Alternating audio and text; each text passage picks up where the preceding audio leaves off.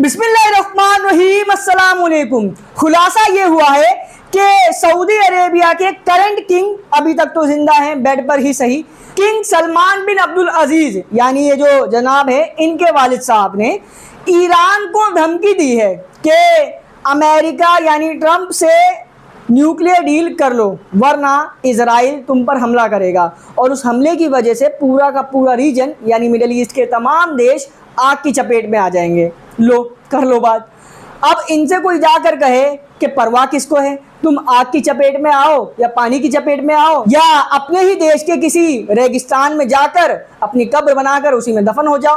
भाई किसी को परवाह है कि पूरे मिडिल ईस्ट में आग लग जाएगी या ईरान तबाह हो जाएगा या ईरान के साथ कुछ होगा या ईरान किसी के साथ कुछ कर देगा? भाई इसी पर तो डिस्कशन चल रहा है ना।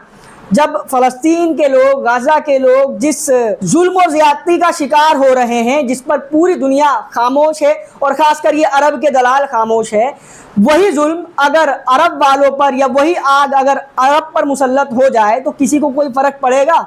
हम लगातार अपनी वीडियो में क्या बातें करते हैं, ये तो बातें करते हैं ना। बहरहाल मामला है तब का जब सऊदी अरेबिया के डिफेंस मिनिस्टर खालिद बिन सलमान यानी मोहम्मद बिन सलमान के भाई ईरान पहुंचे थे और ईरान जाकर इन्होंने खामनेई साहब को अपने वालिद साहब यानी सलमान बिन अब्दुल अजीज की तरफ से एक लेटर ले जाकर दिया था, जिसमें ये दावे किए गए थे कि कहा गया था कि हम तुम्हारे साथ हैं, ईरान के ऊपर अगर हमला होता है तो हम ईरान के साथ खड़े होंगे, अलाना फलाना।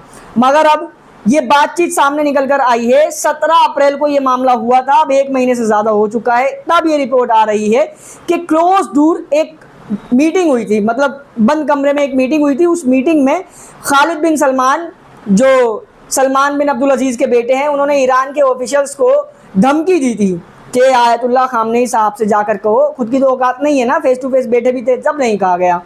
पीछे मैं कहा कि उनसे जाकर कहो कि हमारे अब्बा जान ने कहा है कि इजराइल से दूर रहें, अमेरिका से नॉर्मलाइजेशन करें, मतलब डील करें, नहीं तो हमला होगा और पूरे रीजन को भुगतना पड़ेगा। बताओ ये किसको बता रहे हैं? ईरान को। भाई ईरान को अच्छे से पता है पूरे रीजन से पहले आग ईरान में ही लगेगी अगर ईरान पर हमला होगा, फिर उसके बाद पूरे रीजन में लगेगी, है ना, जाहिर सी बात है। इस बात का मतलब अगर आपको मैं डायरेक्ट तौर पर बताऊं तो आले सऊद की औलादों ने ईरान को ये ऑफर दिया है जाकर कि भाई साहब फ़लस्तीन जाता है जाने दो, फ़लस्तीन के लोग मारे जाते हैं मारे जाने दो, वहाँ हाथ मत डालो, उनके लिए आवाज़ मत उठाओ। जैसे हम हिजड़े बने बैठे हैं वैसे ही तुम भी हिजड़े बन जाओ, जैसे हमारी ज़िंदगी ऐशो अय्याशी में कट रही है तुम्हारी भी कटने लगेगी, सारे सैंक्शन हटा दिए जाएंगे डील कर लोगे तो।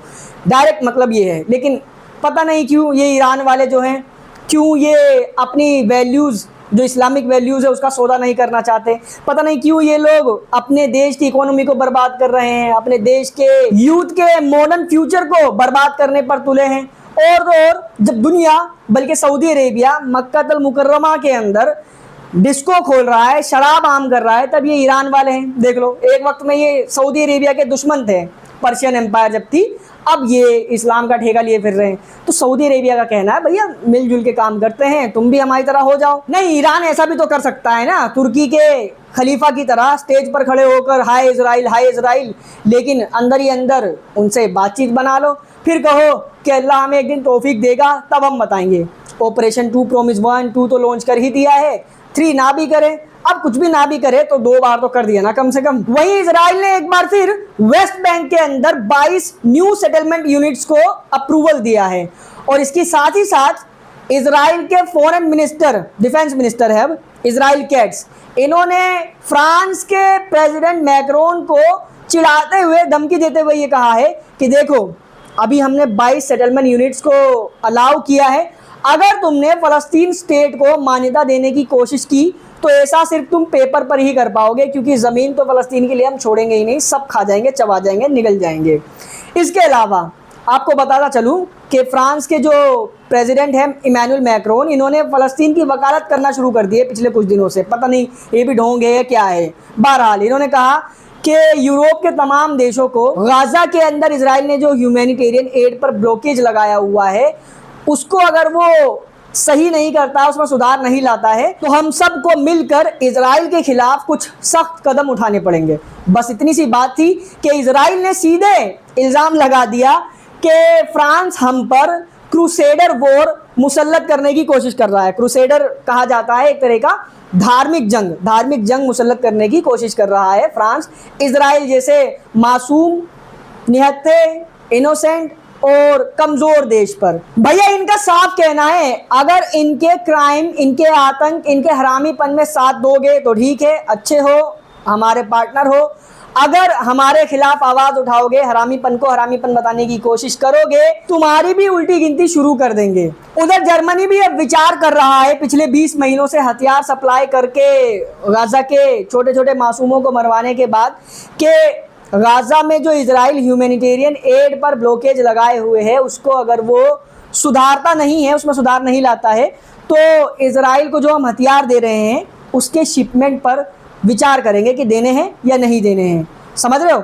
हथियारों पर कि अगर तुम खाना जाने दो। देखो भाई, एक होता है खाना खिला के मारना, एक होता है भूखा मारना। अब इजराइल जो है पूरी दुनिया को दिखा रहा है कि कैसे वो गाज़ा के लाखों लोगों को भूखे रखे हुए हैं और उन्हीं में से चुन चुन कर शिकार कर रहा है लोगों का, यानी भूखे प्यासे मार रहा है।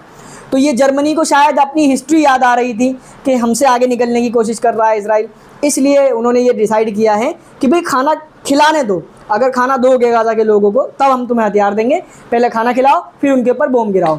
हरामीपन मगर जारी रखेंगे, हथियार देते रहेंगे। वहीं सीरिया के अंदर आईएसआईएस एक बार फिर से रिटर्न हो चुका है। अल जजीरा ने अपनी इस रिपोर्ट में बताया है कि साउदर्न सीरिया के इलाके में जुलानी के जो मुजाहिद हैं उनके ऊपर आईएसआईएस के आतंकियों ने एक्सप्लोसिव डिवाइस लगाकर उनको उड़ाने की कोशिश की है। आप में से बहुत सारे लोग अभी कंफ्यूज होंगे, कंफ्यूजन अभी दूर कर देता हूँ।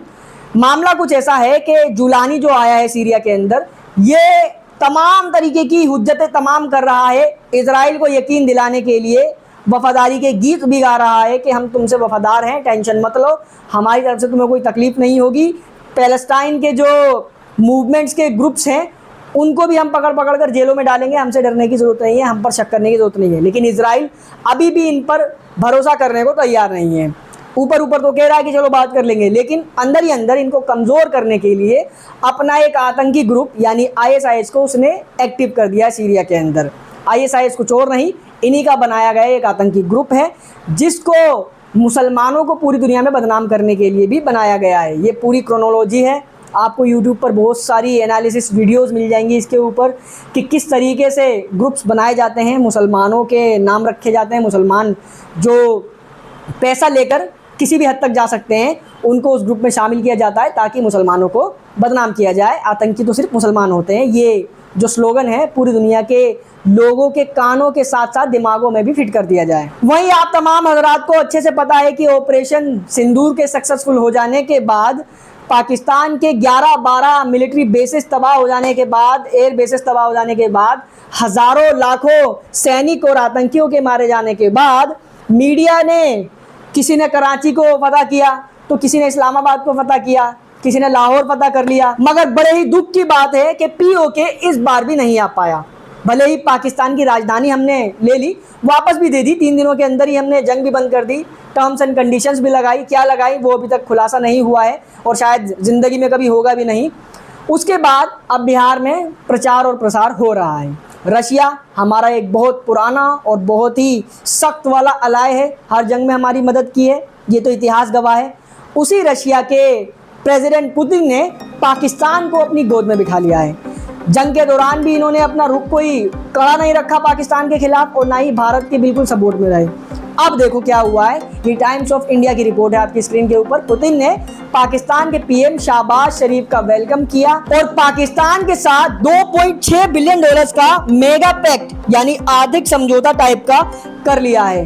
और भारत के एक्सपर्ट अब इससे ये दावे कर रहे हैं, एनालिसिस करके बता रहे हैं कि पाकिस्तान के साथ रशिया का ये जो शुरुआत हुई है दोस्ती की, आगे चलकर पॉलिटिकल सपोर्ट और डिफेंस सपोर्ट में भी बदल सकती है। यानी पाकिस्तान एक वाहिद ऐसा देश बन जाएगा दुनिया का जिसके पास दुनिया के 3 सुपर पावर्स के टेक होंगे, अमेरिका के, चाइना के और रशिया के भी। ये भारत की विदेश नीति और जियोपॉलिटिक्स के लिए कितना बड़ा झटका है इसका अंदाज़ा तो आने वाले वक्त में ही होगा। लेकिन फिलहाल हमारा फोकस है, हमारे देश के प्राइम मिनिस्टर का फोकस है कि बिहार के अंदर कैसे भी अपनी सरकार बनाई जाए, कैसे भी करके बिहार के लोगों का वोट लिया जाए। ये होता है बेशर्मी का लेवल। और इनसे ज़्यादा मक्कार, झूठे और गंदे नाली के कीड़े वो हैं जो इनको सपोर्ट करते हैं और अपना बाप मानते हैं। इस वीडियो में फिलहाल इतना ही था। इस वीडियो को शेयर करें, चैनल पर नए हैं तो सब्सक्राइब जरूर कर लें। And thank you so much.